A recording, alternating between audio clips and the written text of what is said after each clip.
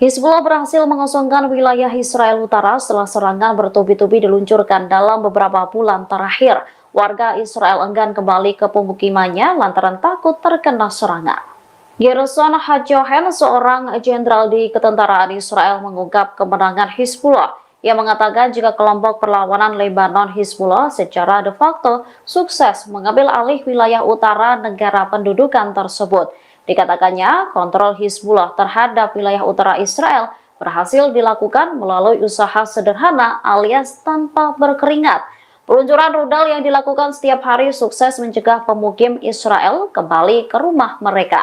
Strategi Hizbullah juga telah berhasil menjaga konfrontasi di perbatasan agar tidak berubah menjadi perang besar-besaran. Dikutip dari tribunnews.com, para pejabat Israel mengakui jika Hizbullah berhasil mengosongkan pemukiman utara tanpa menggunakan kekuatan apapun.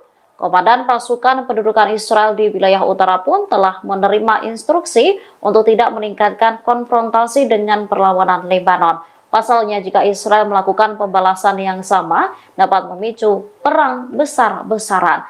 Mantan pejabat Sinbad Dvir Karev mengatakan jika Israel saat ini sedang berperang ketiga dengan Lebanon. Karev juga menyebut Hizbullah memiliki kekuatan yang jauh lebih besar daripada Hamas, baik dalam persenjataan maupun kekuatan.